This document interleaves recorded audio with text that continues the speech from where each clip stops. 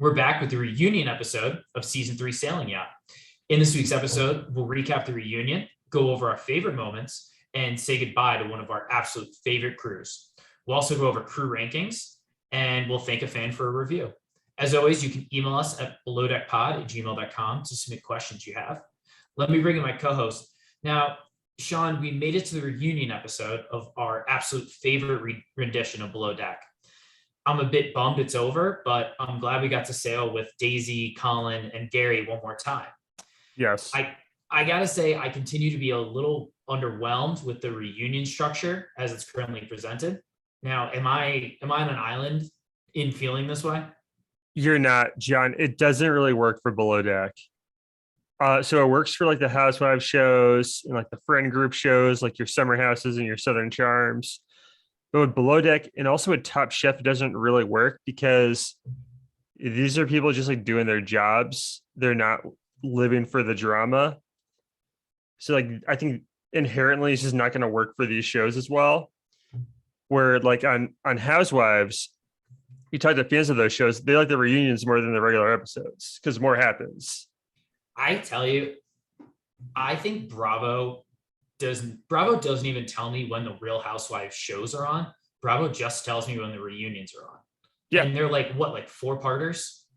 Yeah. I mean, what are we doing here? Yeah. So like, it just doesn't really work with these people. I mean, Ashley not showing up kind of kills it too. Yeah. You can't have the villain of the season not be around. Yeah. I mean, this is a common theme. It seems like, I honestly think you're pretty much contractually obligated. I think you should be to be on it. I remember in Med, some people didn't show up as well. And that was, made it like kind of a nightmare. Yeah. John Luke wasn't there last season either until the very end when Andy like separately interviewed him. Oh yeah.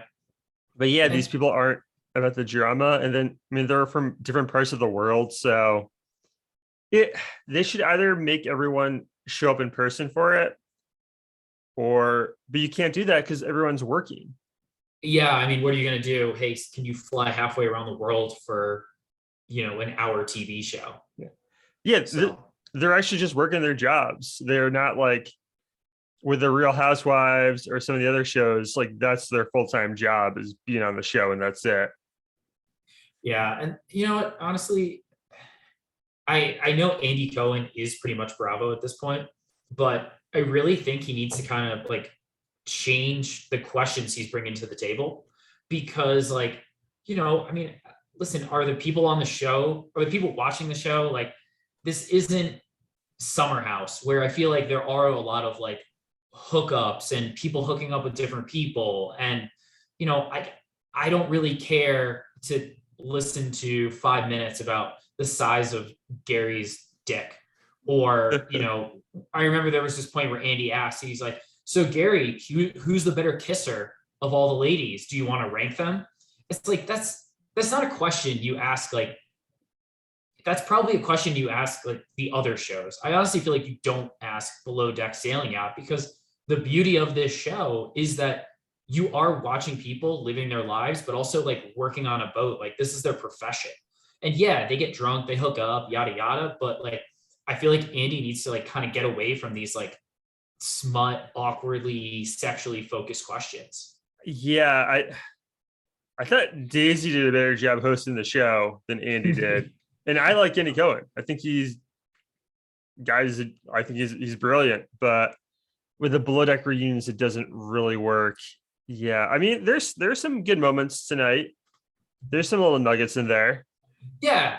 And again, I'm not like crapping on the whole reunion or the show itself. I just think they need to rework it. And yeah, I mean, Andy's a 5-tool player in baseball terms. He's doing this and then he's talking to Real Housewives the next day. So, the guy's jumping around everywhere and they're asking him to do a lot, but I think it needs to be retooled a little bit. And I'm not sure what the answer is, unfortunately. I mean, have Daisy host the other one? I don't know. I'm trying to make her a star, but she's doing pretty well on her own. But I thought like, we'll get to it, but like she did a good job of clarifying a few things tonight. Like where like after everyone spoke, she would kind of do a follow-up where I feel like that I, should have been Andy's job. But I think she learned from the last reunion when she got pretty sloshed halfway through. yeah, yeah. So Daisy's grown before our was eyes. she the only one to get dressed up? She was the most dressed up. So there was an interesting theme here. Now, let's say aside from Glenn, all the guys see maybe they got reminded 10 minutes before that they have a reunion episode, because I think every guy was just wearing like whatever t-shirt they had around. Yeah. But yeah, no, Daisy looked great. Kelsey looked good. Scarlett had just, I think Scarlett was wearing just a blazer, like nothing under it. Ooh, okay. All right. Yeah, and I mean, Barnaby had a collared shirt on, so go Barnaby. But yeah, everyone takes it a little bit different. I remember in previous seasons, like Allie got like really dressed up and like really don't like, and it's interesting because like some of these people get so dolled up, but then like their cameras aren't working great, so they're on like like 780p or whatever. But yeah, everyone treats it a little bit differently, and I prefer everybody kind of gets dolled up a little bit. We see them in their everyday garb for 6 weeks. I think one of my favorite moment was how pissed off everyone was that Ashley wasn't there. Yeah. Do you think they knew? I wonder if they knew like beforehand she wasn't going to be there. Some of the reactions, it seemed like they just literally just found out, or like, what the hell? I remember Marcos basically said, oh, maybe she's busy. And Daisy just had absolutely no time for the maybe Ashley is busy cover. She just went off on her. It set an early tone for, I believe everyone knew by the end of the season that kind of, and this is our word, Sean, that like Ashley was kind of the villain of the season, but I don't think anyone knew how far she actually took on that role, because throughout the episode, it was pretty clear that everyone really didn't know all the things she was saying behind kind of everyone's backs. Oh yeah, absolutely.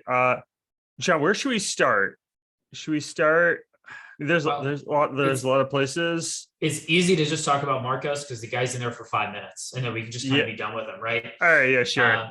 So he takes the call from his car, which I tweeted out. It gives you real senior manager vibes going on there, like junior partner vibes. And so he seems to be doing great, though. He's thriving. Sounds like he's opened up a couple of restaurants, a bar. I think he's working with one of the local colleges out in LA.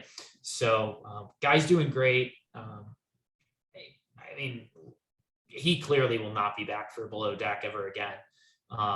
He's got too many things going on, and nobody really talk to him except for the small conversation with Gabby about, seems like they've just put everything in the past. I don't think either of them are harping on anything. They didn't necessarily forgive each other for their actions, but it was awkward.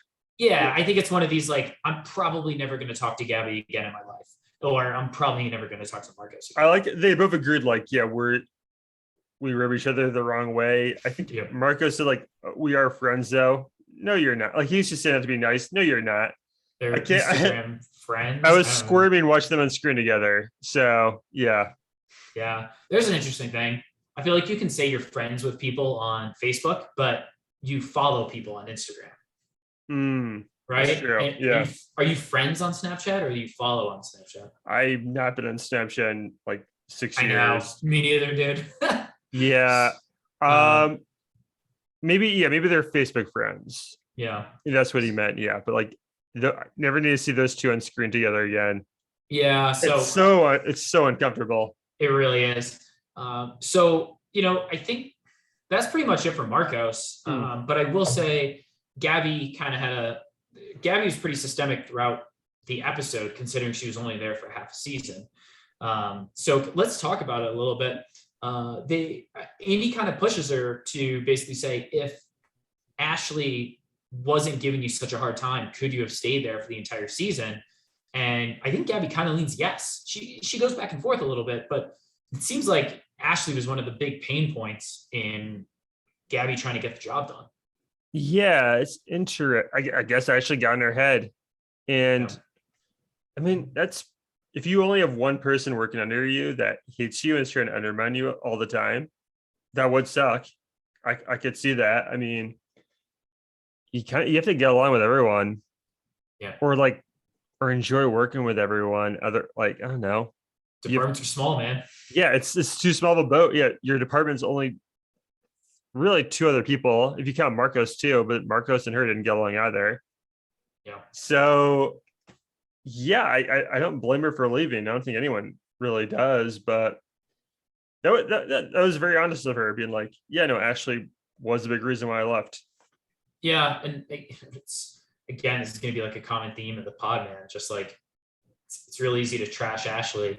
But at the same time, she probably deserves it. So, yeah. And at the same time, though, Gabby has seemed to be flourishing after Below Deck.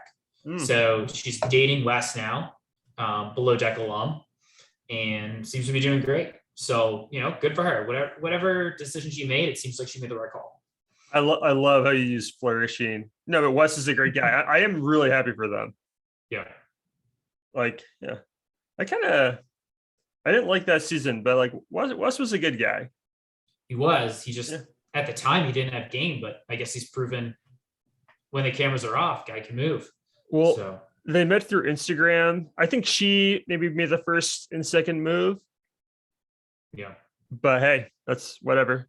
Now we're Worked spending out. time in the U.S. Virgin Islands, man. There you. There are harder places to fall in love than that place, I'm pretty sure. I'm sure. Yeah. So, Sean, let's move on to Colin a little bit. So, Colin, he said he was in a hotel, but definitely looked like he was in a hostel. And good on him, man. Living the young life. But big news out of Colin, he's now single. So I can feel the frustration of the viewers of Below Deck Sailing Yacht that every time they're on charter, Colin has a girlfriend, and it seems whenever they're not on charter, he doesn't have a girlfriend. So I don't know if he just does it. He does it because he just wasn't getting the drama, but guy's single now. Hopefully, he's on next season, and hopefully he's single. That's all I can say. And John, I think my favorite moment for Andy Cohen tonight was when he asked everyone like who's currently working on a yacht or still in yachting, and Colin doesn't raise his hand, and Andy goes, "Oh, Colin, what are you doing now?" He's like, "Oh, well, technically it's a catamaran," and Andy's like, "No, okay, fine. Like, who's on a boat still?" well, no, but Colin said he's sailing his own catamaran around the world. So he's technically not in yachting, but I think right. most people are just like, all right, who's still like doing a water job? He's on a sailboat. We're splitting hairs at this point. Yeah. I will say though, Sean, I was gonna say this to the end, but I feel like we should do it as we go through now. Colin is on a catamaran sailing around the world. However, Below Deck Sailing Yacht films in the summer. So we're actually getting pretty close to filming here. Yeah. Any worries about Colin's availability for season 4 here? I mean, hopefully where he ends the trip will be where they start filming. Yeah. Yeah. I know that worries me too. I'll tell you, I was a little worried. I was a little worried by a couple of the answers, but we'll get to it as we go. So Sean, let's move on to Tom, man. Candidly, I was surprised that he was on the entire reunion, considering he was on for less than half the charters. Typically they do they bring him in. I think the last person to really do that was like Sunshine, but he was there for maybe just a couple charters, but they literally brought him in, Sustainable Shane, and brought him in for a hot minute just to say hi and then let him go. In this one, Tom was on for the whole thing. I was a little surprised. Oh, I think they did that with Delaney too. Oh yeah, she was for like 3 minutes to comment about like having a job, then not having a job, and that was it. Tom was a big part of tonight, and you know what? It does make sense because I know small time he was there,